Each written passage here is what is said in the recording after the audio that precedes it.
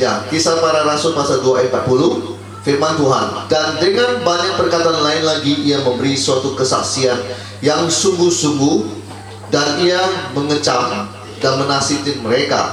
Katanya, berilah dirimu diselamatkan dari angkatan yang jahat ini. Jadi sesuai dengan tema dikasih, berilah dirimu diselamatkan dari angkatan yang jahat ini. Bapak dan Ibu, kita hidup di zaman di mana Anda akan menemukan, kita akan melihat banyak sekali kejahatan yang manusia lakukan. Baik oleh kita lihat orang percaya maupun orang tidak percaya, kita berada di tengah-tengah dunia penuh dengan dosa gitu loh. Saya mau lihat, mau ajak Bapak Ibu untuk pergi melihat di 2 Timotius. Kita buka Alkitab kita di 2 Timotius pasalnya yang ketiga, ayat yang kedua sampai dengan ketujuh. Kita berada di dalam kondisi di akhir zaman. Kita lihat apa itu manusia di akhir zaman. Dikatakan di sini, manusia akan mencintai dirinya sendiri dan akan menjadi hamba uang. Ini memang terjadi, mencintai diri sendiri. Jadi kalau namanya untuk urusan make up, untuk urusan kecantikan, oh dia loyal. Untuk urusan gereja susah. Ini terjadi, benar-benar terjadi.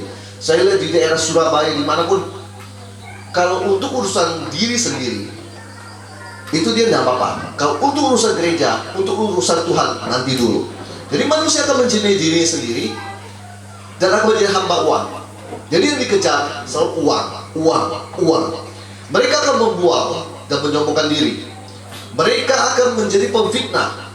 Mereka akan memberontak terhadap orang tua dan tidak tahu terima kasih. Tidak mempedulikan agama. Ini yang terjadi. Tidak mempedulikan agama. Masa bodoh, diajak sembahyang bilang enggak.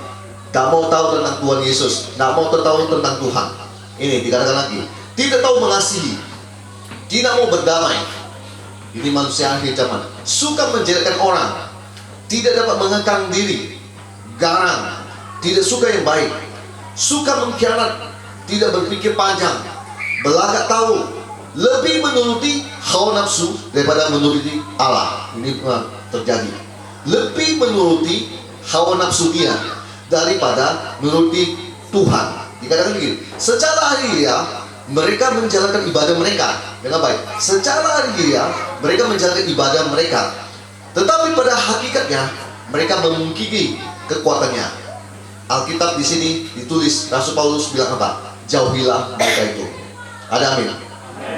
Ada amin? Ini adalah ciri-ciri manusia pada akhir zaman ini. Kita bisa melihat ciri-ciri ini semua ada di mana-mana.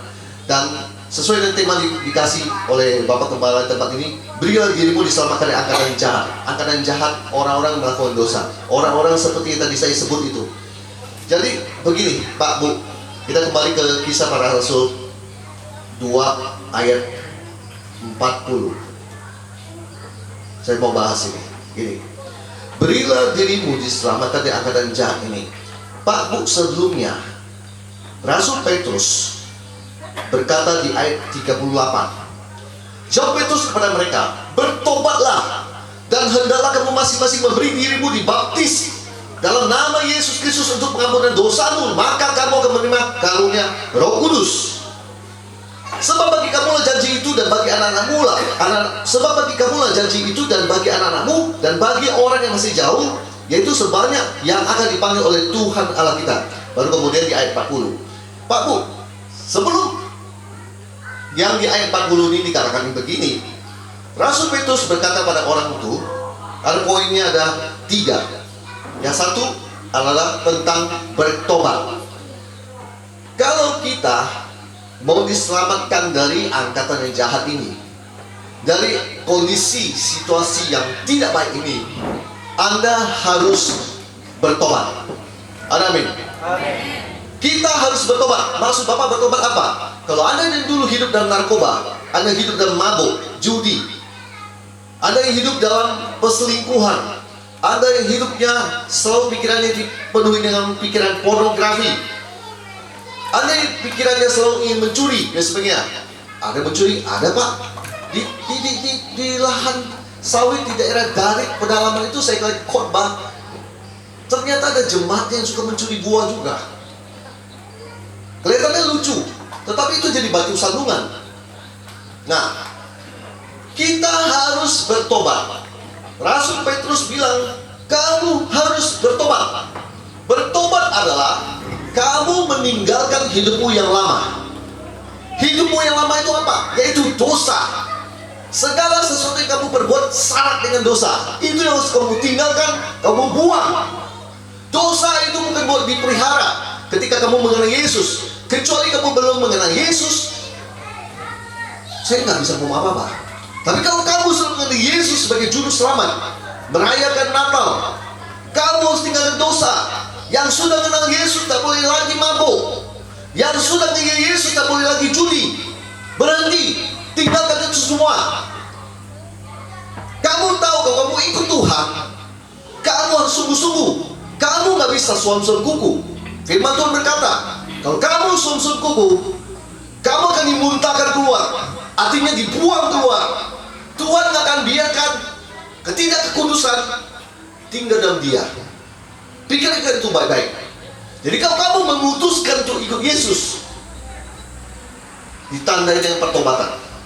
Pertobatan membutuhkan komitmen. Komitmen itu apa, Pak? Komitmen artinya kamu membuat janji di hadapan Tuhan bahwa apa yang dulu saya sudah lakukan, saya tidak akan lakukan lagi. Ada amin? Amin. Orang bilang susah bertobat, Pak. Kalau kita, saya bilang intinya, mau sungguh-sungguh bertobat, Roh Kudus pasti memampukan Anda untuk bertobat. Ada amin? Oh susah, Pak, untuk lepas rokok. Saya 3,5 bungkus satu hari Marlboro. Saya bisa melepaskannya karena Tuhan. Karena Tuhan. Ketika saya menyerahkan hidup saya pada Tuhan, saya sungguh-sungguh, Tuhan, saya mau diubahkan oleh Engkau. Tetapi orang yang setengah-setengah, nanti merokok, nanti enggak, nanti merokok, nanti enggak, susah untuk lepasnya. Melepaskan segala hawa nafsu, keinginan untuk berbuat dosa, harus ditandai dengan pertobatan. Kalau kamu hari ini bilang, Yesus engkaulah juru selamatku, maka kamu harus sungguh-sungguh membiarkan dirimu dikendalikan oleh Tuhan. Dengan dikendalikan oleh Tuhan, berarti Tuhan selalu mau kamu jangan cemplungkan dirimu ke kubangan dosa lagi. Bertobat. Bertobat adalah detik kamu memutuskan segala sesuatu, kamu mengambil keputusan, kamu hidup sungguh-sungguh. Tapi saya mau bilang, perubahan karakter itu selalu butuh waktu. Artinya orang yang kasar, orang yang temperamen, orang yang gimana, itu Tuhan proses. Yang penting pertobatannya dulu. Ada amin? Amin. Jadi jangan menghakimi orang kalau bilang, oh dia ini dulu begini. Kalau dia bicara kasar sekali, Pak, dan sebagainya, tunggu dulu. Kasih dia waktu. Karena proses itu pasti akan berjalan. Proses itu butuh waktu. Dari orang yang kasar, dari orang yang ngomongnya maaf tidak punya etika, ketika kenal Yesus bertobat, beri dia waktu. Tuhan pasti akan ubahkan karakter dia. Tuhan pasti akan ubahkan itu semua. Cuma hanya butuh waktu untuk berubah karakter dia menjadi seperti karakter Kristus. Ada amin? Jadi, pertama, bertobat. Yang kedua dikatakan di sini di pasal 38 itu, dibaptis dalam nama Yesus Kristus untuk pengampunan dosamu. Pak, Bu, saya selalu akan menyerukan, kalau orang sudah bilang dia memberi dirinya untuk Kristus, harusnya dia jangan pernah menolak untuk dibaptis. Saya melayani beberapa orang Chinese di Singkawang. Saya melihat gembalanya membaptis dia, tetapi orang Chinese ini selalu tidak mau. Padahal dia ikut di gereja sudah belasan tahun, anak-anaknya ada di sekolah minggu, dan saya setiap minggu ada di gereja. Padahal saya tanya dia, saya bilang, kenapa Bu, nggak mau dibaptis? Oh enggak. Dia kenapa enggak? Saya mau tahu, kenapa enggak? Nanti sajalah. Dari situ saya desak dia, saya temukan sebuah jawaban, yaitu begini. dia belum mau sepenuhnya menjadi milik Kristus. Itu persoalan dia. Pak, Bu, kenapa harus dibaptis? Pembaptisan seseorang adalah tanda kamu mau menjadi pengikut Kristus. Sebagaimana Yesus dibaptis oleh Yohanes Pembaptis, dicemplungkan di air, maka saya sebagai pengikut Kristus dan kita semua pengikut Kristus harus meneladani bagaimana Kristus dibaptis. Ada amin? Amin. Ada amin? Amin. Makanya jangan menolak untuk dibaptis. Kalau kamu bilang kamu cinta Tuhan, kalau kamu bilang aku milik Tuhan, tetapi orang yang menolak pembaptisan, saya meragukan komitmen dia terhadap Tuhan.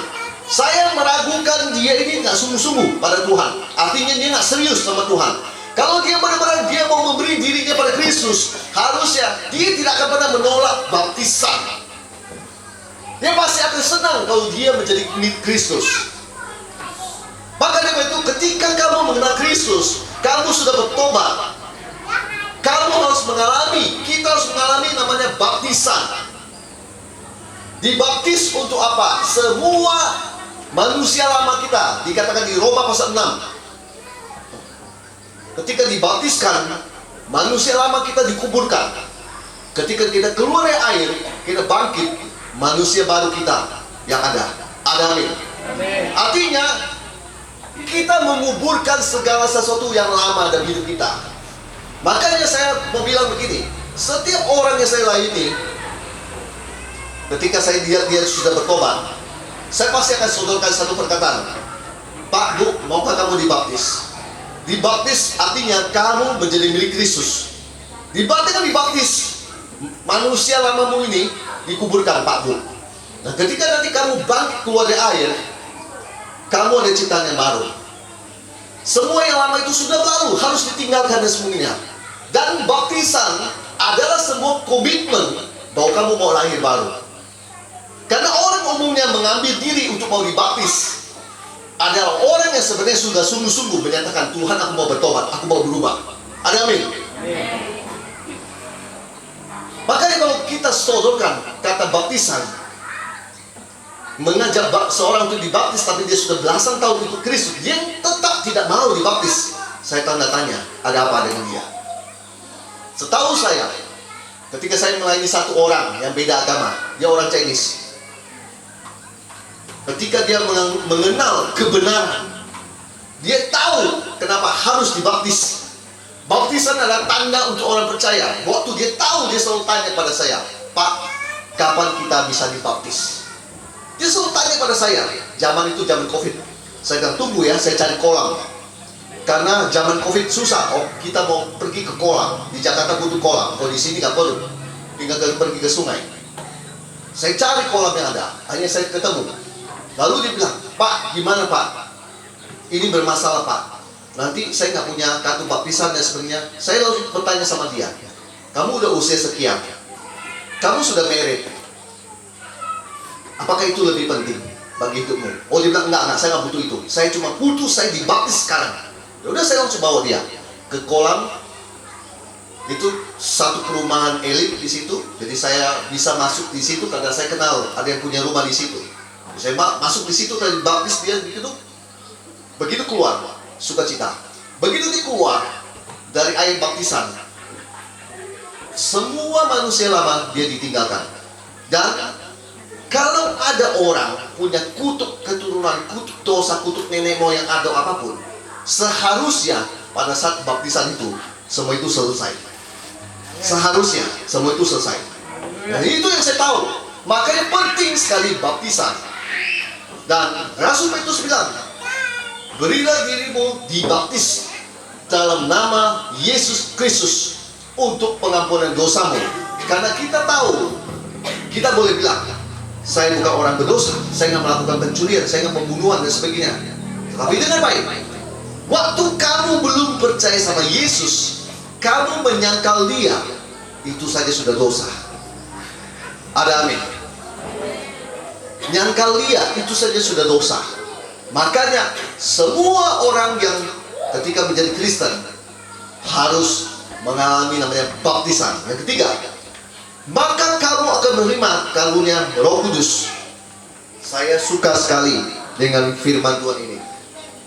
Kenapa dia dari awal nggak ngomong kamu akan menerima karunia Roh Kudus, baru bertobatlah, baru kemudian urutan lagi dibaptis. Tuhan itu nggak pernah sembarangan. Ada amin? Ada amin? Apa itu karunia Roh Kudus yang dimasukkan oleh Rasul Petrus? Karunia Roh Kudus yang dimasukkan Rasul Petrus itu adalah 1 Korintus pasal 12 ayat 8 sampai dengan 10. Ada 9 karunia roh. Dia bilang, kalau kamu habis bertobat, habis dibaptis, ketiga, Tuhan bilang dia lewat Rasul Petrus, Tuhan mau memberikan karunia Roh Kudus. Pak Bu, kita orang Kristen, anak Tuhan, jangan pernah alergi dengan namanya karunia Roh Kudus. Jangan suka terpengaruh dengan pendeta yang mengkhotbahkan itu sesat. Saya mau ngomong pendeta yang ngomong itu dia yang sesat. Kalau memang benar karunia Roh Kudus sesat, kamu sobek Alkitab kamu di 1 Korintus pasal 12 itu, satu halaman itu kamu sobek. Berarti itu masa ada. Justru kamu teliti di situ apa fungsinya karunia Roh Kudus itu. Karunia Roh Kudus itu tidak lain untuk membangun kita punya iman, semakin mendekatkan kita kepada Tuhan dan melihat mujizat demi mujizat dinyatakan dalam hidup kita. Ada amin? Ada amin? Pak Bu, bayangkan kalau kita Kristen belasan tahun ada di gereja, setiap hari cuma duduk manis di sini, tidak pernah mengalami mujizat, tidak pernah mengalami namanya sesuatu pernyataan khusus dari Tuhan. Membosankan kekristenan kayak begitu. Makanya kekristenan itu selalu begini datang. Lama-lama kita akan merasa bosan. Tetapi kalau kamu di dalam gereja ada kebangkitan roh. Saya ulangi, ada kebangkitan roh, ada karunia-karunia Roh Kudus dinyatakan, ada sesuatu hal yang dinyatakan, dosa dibongkar. Selama ini kan tidak terbongkar. Kau kayak itu cerita Ananias dan Safira. Petrus bilang, kamu sembunyikan itu, mati lagi. Itu kan sesuatu yang luar biasa. Walaupun kita bilang, nggak manusia sekali, nggak manusiawi sekali kayak begitu. Tetapi sebenarnya itu yang dilakukan oleh Ananias dan Safira itu, dia membohongi Roh Kudus. Dia sebenarnya jual tanah, uangnya itu dia bisa nggak mau kasih buat Tuhan, tetapi dia beragak kasih, tapi itu dia nggak serahkan semuanya. Rasul Petrus tegur dia, langsung mati. Ya, istrinya datang, mati lagi. Pak Bu, saya cuma mau berkata begini. Gereja, kalau tidak punya karunia Roh Kudus, saya melihat gereja itu, gereja adalah tanda kutip gereja mati. Artinya kegiatan rohani cuma berputar-putar begitu saja.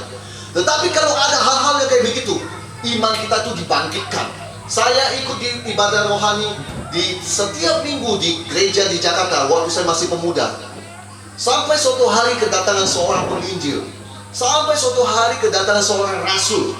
Dan saya melihat kegerakan dia. Dia main tunjuk-tunjuk orang dan sebagainya. Dia main misalnya menubuatkan sesuatu dan sebagainya. Lalu saya mau berkata begini, yang dinubuatkan itu terjadi. Pak Bu, kalau kita kekristenan yang mati itu gak pernah mengalami kayak begitu. Setiap hari minggu cuma ada gembala, guru. 9 karunia roh itu tidak dinyatakan. Oke, kalau katakan gembala dan guru lah. Tapi kalau ada 9 karunia roh menyertai pelayanan dia, buat saya nggak jadi masalah. Nggak mesti penginjil, rasul, nabi gitu, nggak mesti. Tapi yang saya mau masukkan itu, kalau dia punya kegiatan rohani cuma seputar itu aja, tidak ada kebangkitan rohani, dan tidak ada namanya rasanya haus akan Tuhan. Kalau kita terus mengalami hal yang begitu, misalnya contoh, mujizat kanker disembuhkan, apalagi mujizat pertobatan lagi, terus keajaiban Tuhan nyatakan, terus apalagi keuangan diberkati, tiba-tiba ada apalagi Tuhan kasih nubuatan terjadi lagi dan sebagainya. Itu gereja begitu. Gerejanya jemaatnya sangat bergairah. Gereja itu pastinya dipenuhi dengan orang-orang yang rindu dan selalu duduk di sini akan bertanya, Tuhan, kira-kira Tuhan mau menyatakan apa lagi buat saya? Amin. Kayak saya waktu masih di pemuda, saya selalu berharap, Tuhan, kira-kira habis ini aku dapat apa lagi? Aku merindukan Engkau melakukan sesuatu lagi. Aku rindu dapat penglihatan lagi. Aku rindu dapat nubuatan lagi, Tuhan. Kira-kira Tuhan mau kasih aku apa lagi? Dan aku nggak akan stuck begitu saja, tapi aku selalu merindukan Tuhan berikan itu buat saya. Makanya di sini saya mau kasih tahu, kita butuh karunia Roh Kudus. Hari ini saya di sini nggak bahas tentang itu secara khusus, tapi saya cuma mau bilang, Bapak Ibu ada yang membacanya di 1 Korintus pasal 12 ayat 8 sampai 10, Anda akan menemukan begini. Saya baca sebentar aja, tapi saya nggak akan terangkan. Nanti biar Bapak Gembala yang terangkan kepada jemaat. Ya, sebab kepada seorang roh memberikan karunia untuk berkata-kata hikmat, dan kepada yang lain roh yang sama memberikan karunia untuk berkata-kata dengan pengetahuan. Kepada yang seorang roh memberikan yang sama, roh yang sama memberikan iman, dan kepada yang lain ia memberikan karunia untuk menyembuhkan. Dan kepada yang seorang roh memberikan kuasa untuk mengadakan mujizat, dan kepada yang lain ia memberikan karunia untuk bernubuat, dan kepada yang lain lagi ia memberikan karunia untuk membedakan bermacam-macam roh. Kepada yang seorang yang memberikan karunia untuk berkata-kata yang bahasa roh, dan kepada yang lain ia memberikan karunia untuk menafsirkan bahasa roh itu. Itu 9 karunia roh. Pak, Bu, gak usah alergi dengan 9 karunia roh. Itu adalah dari Roh Kudus. Roh Kudus sendiri dia punya 9 buah roh, kasih dan lain sebagainya. Itu dari 1 Korintus pasal 13. Itu buah-buah roh ada 9 dan karunia roh ada 9. Jadi tidak usah alergi dengan itu. Rasul Petrus mengatakan saya kembali lagi yang tadi di Kisah Para Rasul pasalnya yang ke-38 itu, dia bilang, maka kamu akan menerima karunia Roh Kudus. Kenapa penting untuk menerima karunia Roh Kudus? Kekristenan kalau tidak ada karunia Roh Kudus, kekristenan itu stuck, tidak akan naik, tidak akan turun, stuck begitu saja. Tetapi dengan kekristenan ada karunia Roh Kudus. Saya sudah ulangkan berkali-kali, saya akan ngomong lagi. Anda kekristenanmu akan bergairah. Kamu akan merasa senang sekali, kamu rindu Tuhan, kamu menantikan sesuatu dari Tuhan, dan kamu rindu mendapatkan hal-hal yang baru dari Tuhan. Pak, Bu, katakan satu hal. Sekian lama kita jadi seorang Kristen, kita nggak dapat apa-apa. Tiba-tiba, katakan dalam suatu ibadah. Saya ingat sekali ada satu ibadah di wilayah Sidas. Itu masuk ke dalam. Jadi singkat cerita, ada seorang ibu-ibu, orang Ahe, dia datang ke ibadah. Sebenarnya orang nggak mau ibadah, kondisi hujan. Jadi waktu itu kita bikin KKR, dia datang, akalkor, saya tiba-tiba tergerak. Saya tunjuk dia di antara orang banyak, saya tunjuk dia. Saya suruh dia berdiri. Ketika dia berdiri, saya bilang gini, Ibu, kamu pengen apa? Yang kamu pengen sekarang, di dalam hatimu kamu berdoa, dan di dalam nama Yesus Tuhan akan menjawabnya. Oh, saya ngomong gitu kesannya sangat terlalu berani. Saya bilang Tuhan Yesus akan menjawabnya. Orang kan bisa ngomong gini, Pak, kalau tidak jadi gimana Pak? Lalu singkat cerita, rupanya dia mandul 8 tahun. 8 tahun dia mandul. Ketika didoakan itu, dia dapat anak. Di tahun berikutnya dia gendong bayi, anak perempuan. Kita bisa cerita lagi. Saya waktu di suatu hari di suatu tempat, saya lagi melihat grafik COVID antara Jakarta dengan Jawa Timur. Waktu itu DKI Jakarta di peringkat nomor 1. Lagi kita berdoa, saya dapat sebuah penglihatan. Penglihatan itu adalah Jawa Timur nanti akan mengungguli DKI. Waktu saya ngomong gitu kepada seorang murid saya di Surabaya, dia menanggapi, ya dia mau lihat dulu, benar nggak nih? Gurunya ngomong begitu. Saya bilang silakan kamu lihat aja. Nanti kamu lihat Jawa Timur akan mengungguli DKI. Memang benar. Ternyata nggak lama dari itu, Jawa Timur adalah banyak orang terinfeksi dengan COVID. Itu cerita. Itu cerita tahunan. Saya ingat sekali. Sampai Banyuwangi itu banyak sekali yang kena. Dan DKI itu ada di peringkat kedua. Jadi Jawa Timur benar-benar mengalahkan DKI. Pak, Bu, sebenarnya buat apa itu semua? Enggak lain kalau saya mau bilang, karunia roh itu sebenarnya buat kepentingan diri kita sendiri. Ada amin. Sebenarnya bagus loh Pak, Bu, Tuhan ini berikan karunia ini kepada kita supaya Anda memahami dan memakai karunia roh ini untuk kemuliaan Tuhan. Sekali lagi, bukan untuk dosa. Pak, Bu, kalau katakan ada 9 karunia roh, salah satunya karunia marifat. Itu yang sering saya punya. Dan saya sebut aja begini. Singkat cerita, suatu hari saya dari sebuah daerah di Jakarta Utara, daerah Pluit, kalau nggak salah, daerah Pluit. Saya lagi duduk, saya lagi lihat TV, ada seorang sedang menjual lobster, dan saya juga sama, saya jual lobster. Waktu saya sedang lihat TV, saya kaget, saya dengar ada suara. Itu orang mengalami sakit ginjal. Saya lihat siapa yang ngomong tadi? Tadi ngomong. Saya waktu itu masih muda. Saya seperti kayak Samuel baru belajar mendengarkan suara Tuhan. Jadi saya masa bodoh seperti Samuel. Saya nggak tahu itu apa. Saya naik ke atas, saya hitungan, saya pulang. Bapak ini orang Tasikmalaya, pastinya dia orang Sunda dan orang non Kristen. Ya, umumnya Sunda tuh jarang yang Kristen. Dia sedang di luar, dia sedang mengikat kepala. Singkat cerita, saya lewat. Saya lihat dia lagi begini, kesakitan. Jadi dia ngikat kepala tapi megang gitu. Terus saya karena spontanitas rasa manusiawi saya bertanya, Bapak ada apa? Dijawab saya, Pak, tidak ada apa-apa. Dia nggak baik, dia bilang apa? Tidak ada apa-apa. Itu membuat saya penasaran. Terus saya tanya lagi, Pak, ada apa, Pak? Nggak ada apa-apa. Itu penolakan, ya kan? Membuat saya, kalaupun memang suara Roh Kudus bilang gitu ataupun siapa, waktu itu saya nggak tahu tuh suara Roh Kudus. Nah, saya cuma hanya mau membahas tentang masalah karunia marifat. Lalu saya ngomong kepada dia, yang ketiga, Pak, Bapak kenapa? Dijawab lagi ketiga kali, saya tidak ada apa-apa. Langsung saya spontanitas ngomong, Bapak itu sakit ginjalnya. Kaget dia, dia pikir ini dukun ini. Tahu di mana saya sakit ginjal? Kamu tahu di mana? Langsung saya ajak dia ke pojok. Bapak, kita berdoa. Biar Bapak mau nggak didoakan dalam nama Isa? Oh, mau. Langsung ke pojok saya berdoa buat dia. Paling tidak semua kegerakan sudah saya lakukan.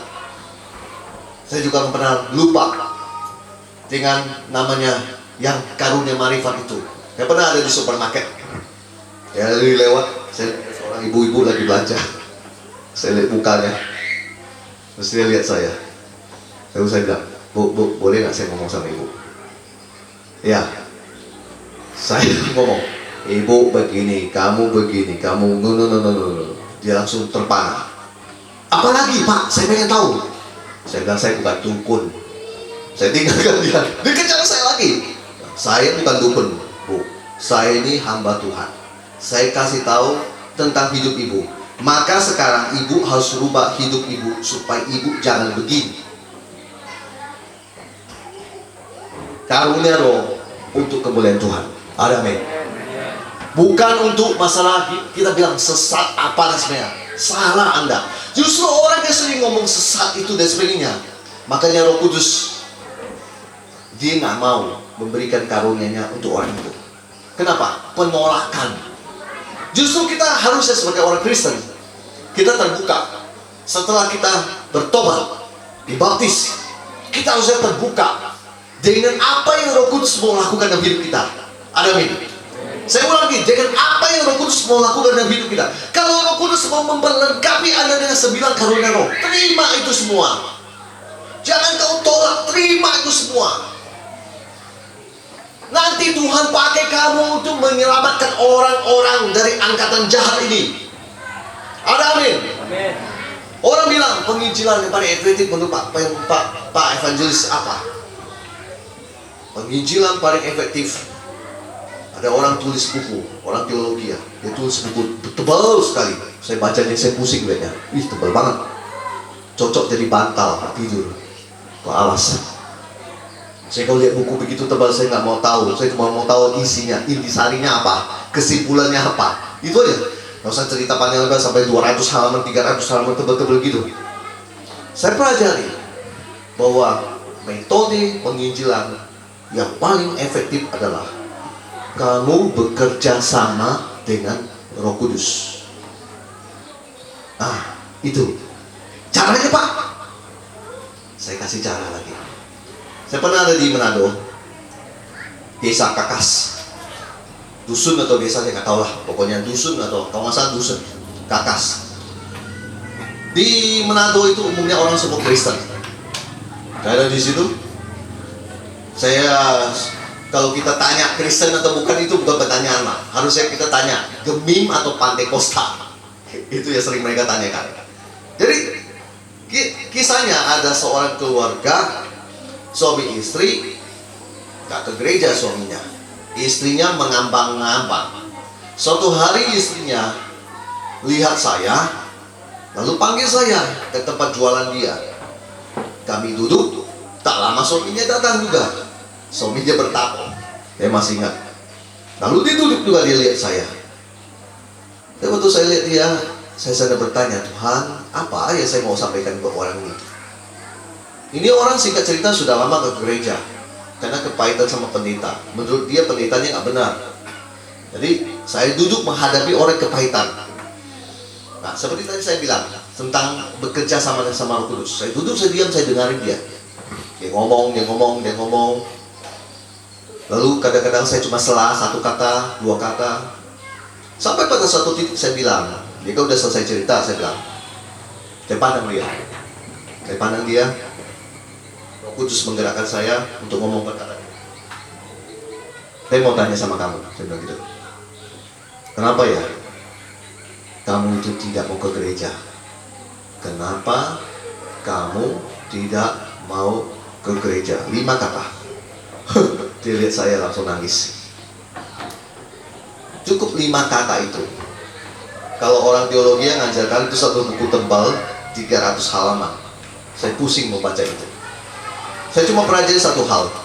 Ketika kita berpartner, bekerja sama dengan Roh Kudus, di situ Anda sebenarnya sedang membiarkan dia ada di depan Anda. Amin. Kalau dia ada di depan Anda, kamu nggak butuh teori. Karena semua manusia ciptaan dia. Ada amin. Maka dia tahu celah-celah mana pada saat kamu masuk benar-benar nusuk dan kena. Amin. Amin. Saya merasa bahwa memang benar kita ini sangat butuh untuk berpartner dengan Roh Kudus dalam fungsi menyelamatkan orang dari angkatan yang jahat ini. Di mana Tuhan sekarang mau pakai Anda, yang terakhir Tuhan mau pakai Anda untuk memenangkan orang-orang yang hilang. Orang-orang hilang berarti domba-domba, bukan kambing. Saya tidak pernah terpanggil untuk kambing, Bapak Ibu. Saya sesuai dengan apa yang tertulis di Injil. Yesus bilang, aku hanya datang untuk orang domba-domba yang terhilang. Yesus tidak pernah bilang, aku datang untuk kambing-kambing dan domba-domba. Nggak benar. Saya cari di Injil. Matius, Markus, Lukas, Yohanes. Tidak pernah saya ketemukan. Karena saya sudah baca udah puluhan kali, belasan kali. Puluhan kali ya, saya Alkitab itu saya ulang terus. Pak Bu, kalau Anda Tuhan panggil hari ini untuk orang-orang hilang, domba-domba hilang, mereka yang dulu Kristen tapi malas ke gereja, mereka yang katanya keturunan Kristen tapi nggak pernah ke gereja, kamulah yang dipanggil untuk menarik mereka masuk ke sini. Bukan tugas gembala seorang. Gembala pusing, banyak kerjaan, apalagi gembala kita ini banyak cabang, sibuk. Pak Bu, Anda yang ketika menerima pesan ini malam ini, kamu harus memberikan dirimu untuk kamu aktif di dalam Tuhan. Lihat mana orang yang membutuhkan diselamatkan. Kamulah yang Tuhan pakai untuk menyelamatkan mereka. Yudas bilang, selamatkan mereka dari api. Artinya, mereka sudah dekat dengan ujung pembakaran. Selamatkan dia. Kalau udah di ujung mau pembakaran, tidak hanya bisa bertunggu-tunggu waktu lagi, karena mungkin sebentar lagi dia udah jatuh ke situ dan dia mati, dibakar, diselamatkan dari api. Berarti kamu benar-benar sungguh-sungguh, kamu serius, dan kamu memberi tanganmu, kamu tarik keluar dari api itu. Amin. Amin. Makanya saya selalu bilang, orang Kristen, kita di sini ada garam dan terang. Tolong fungsimu jangan diubah. Tolong fungsimu jangan garam yang tidak punya rasa dan terang yang tidak nyala lagi. Maksud Bapak apa?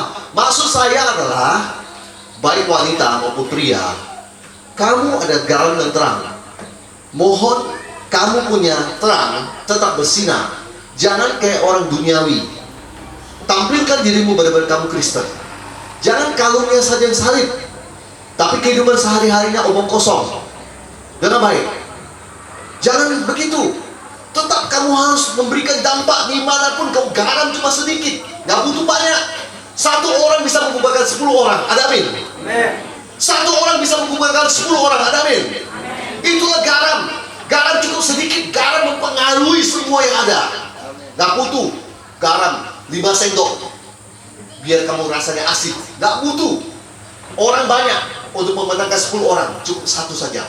Mereka bilang, Pak Evangelis, cuma 2 suami sama istri kemana-mana berdua. Pak, cukup kami berdua saja, tapi sudah memberikan dampak seluruh Kalimantan Barat. Kalau tambah lagi yang 10 lagi kayak gini, lebih lagi luar biasa. Tapi untuk saat ini cukup saja 2, sudah memberikan banyak dampak. Sudah bersuara di satu gereja 50 orang sudah cukup. Dan itu adalah fungsi benar-benar garam, sedikit tetapi mempengaruhi banyak orang. Tuhan hari ini malam ini mau menyadarkan pada kita, lihatlah ke sekeliling Anda, di mana banyak angkatan yang perlu diselamatkan, bahwa di mana banyak orang yang perlu diselamatkan dari angkatan jahat. Dan kamu setelah mengalami pertobatan, setelah dibaptis, setelah menerima karunia Roh Kudus, kamulah yang Tuhan panggil untuk memberitakan Injil pada mereka. Kamulah yang Tuhan panggil untuk menjangkau mereka. Kamulah yang Tuhan panggil untuk merampas mereka dari api. Amin. Amin. Amin. Tuhan memakai Anda dengan api Roh Kudus yang ada di dirimu. Kamu akan selalu bersemangat. Kamu akan menyerah. 1 kali kamu doakan gak berhasil, 2 kali kamu doakan gak berhasil, 3 kali kamu berdoa, orang itu tumbang. Dan akhirnya dibilang, saya mau ikut kamu ke gereja, karena saya lihat ada Kristus dalam hidupmu, ada kasih Tuhan dalam hidupmu. Selama ini saya dipukuli papa saya dikucilkan oleh mama saya, karena dikawin lagi dengan papa tiri dan sebagainya. Saya tidak ada kasih, percuma saya hidup. Tapi ketemu dengan kamu, saya punya pengharapan sekarang. Ada amin? Itulah kita, orang Kristen. Itulah kita yang harus memberi dampak. Gereja boleh kecil, tapi dampaknya bisa harus kemana-mana, menjangkau orang, merampas mereka dari api. Saya mau bertanya dari mimbar ini, kapan kamu Tuhan penuhi dengan belas kasihan dan menyelamatkan dia? Kapan kamu penuhi dengan belas kasihan dan kemudian kamu datang sama dia, mau gak kamu ke gereja? Biar Tuhan pulihkan hidup kamu. Saya lihat hidupmu kacau sekali. Kamu butuh Tuhan. Dia bilang, oh enggak, saya gak butuh Tuhan. Iya, kamu butuh Tuhan. Ketika kamu ngomong gitu, karunia Roh Kudus bekerja. Malam dia mimpi Tuhan Yesus. Besok dia datang sama kamu. Saya boleh ikut kamu ke gereja? Hah? Jiwa langsung di depan matamu. Amin. Amin. Sudah saya bilang, penginjilan paling efektif. Ada penginjilan kamu bekerja sama dengan Roh Kudus, bukan penginjilan yang banyak teori. Kamu harus punya kasih. Kamu gak punya kasih, kamu gak bisa selamatkan mereka. Pertama-tama dirimu dulu diselamatkan. Kedua, selamatkan orang lain. Keluargamu yang masih belum percaya, masih punya jimat, punya guci, apa dan sebagainya. Orang Dayak kan selalu punya yang kayak gitu-gituan. Saya tahu. Kamu yang Tuhan panggil. Kamu sudah tahu kebenaran, mereka tidak tahu kebenaran. Kamu yang memberitahu mereka tentang kebenaran. Amin. Kamu yang membukakan mata mereka yang buta. Kamu yang membimbing mereka masuk di dalam kerajaan yang kekal, Yesus Kristus yang hari ini kita rayakan kelahirannya. Kamu yang Tuhan pakai. Berbahaya kalau Berbahagia kamu jika kamu Tuhan pakai. Berbahagialah kamu kalau kamu Tuhan masih pakai sampai hari ini. Bersyukur sama Tuhan. Jangan menolak ketika Tuhan mau memakai Anda. Jangan menolak ketika karunia Roh Kudus turun atas kamu, mau bertindak sesuatu. Mungkin Anda akan seperti kayak saya, punya karunia marifat, punya karunia nubuatan atau ada sebagainya. Jangan kau tolak itu. Itu Tuhan kasih. Memang buat pelayanan, memang buat memenangkan jiwa.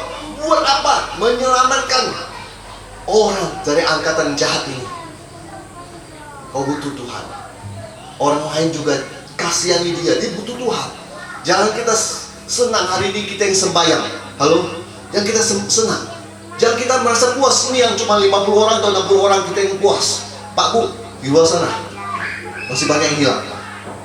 Keluar dari sini. Bukan saya lagi yang saksi, kalian yang saksi. Kau bakar api Pentakosta. Kau bakarkan dirimu terus menyala. Bawa berita Injil kemana-mana, beritakan Injil, ceritakan kasih Tuhan, menjamah mereka, memulihkan mereka. Kalau Tuhan gerakkan kamu mendoakan dia saat itu juga di tepi jalan, jangan malu.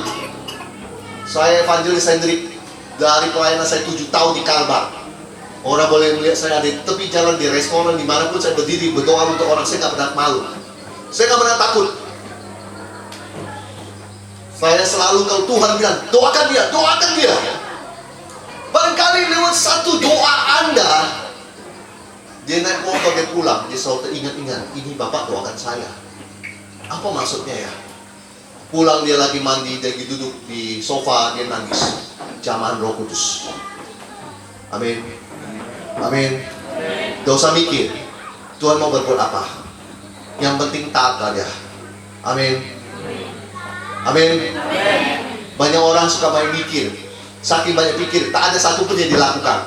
Mohon maaf, itulah orang terlalu banyak mikir. Saking banyak mikir, tak ada satu pun yang dilakukan. Yang lebih parah lagi, banyak ngomong tapi gak pernah buat satu apapun juga dalam hidup dia. Pintar ngomong firman, tapi nol penginjilan. Mana hasil jiwanya? Tidak ada. Banyak ngomong aja. Pak Bu,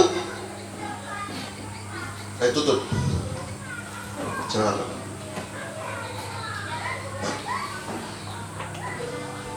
Ketika piano saja Pak, tanpa sering.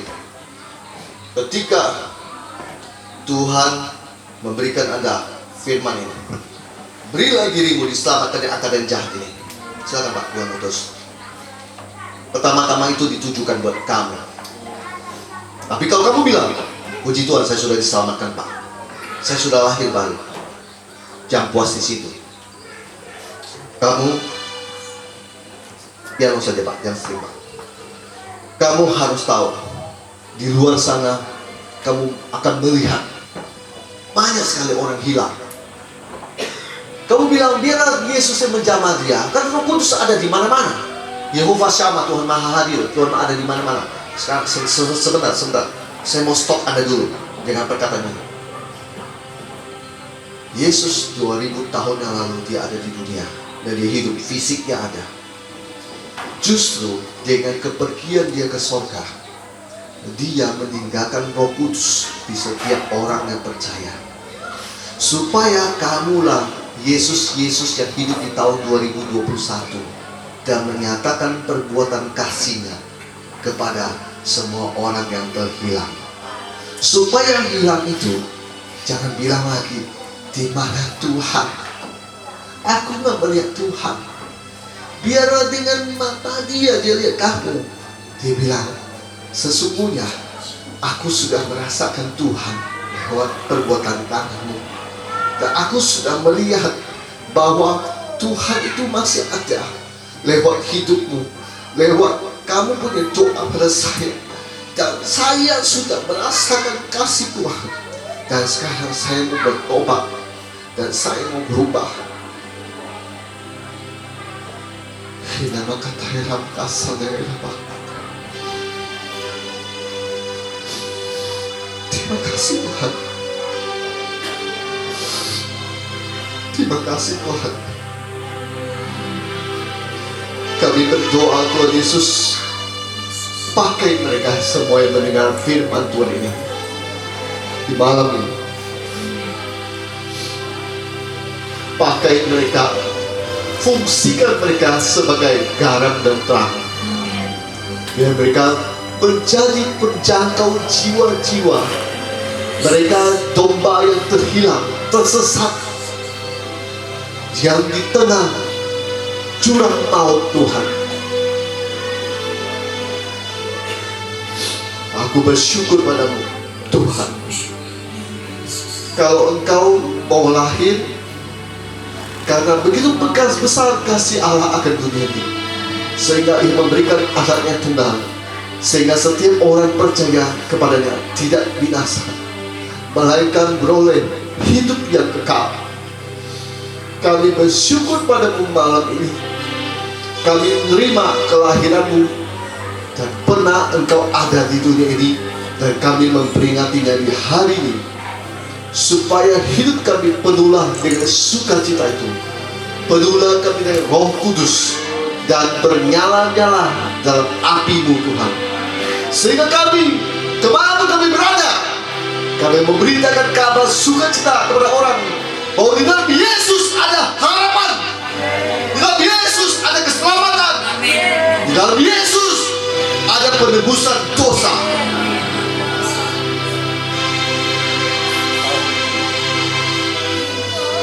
Makasih Tuhan, makasih Bapa, makasih Yesus, makasih Roh Kudus. Tuhan, pada malam ini ada yang rindu menerima karunia Roh Kudus. Bangkit berdiri dari kursimu, angkat tanganmu ke atas. Kamu yang rindu menerima karunia Roh Kudus, aku berdoa. Kamu yang angkat tangan semua,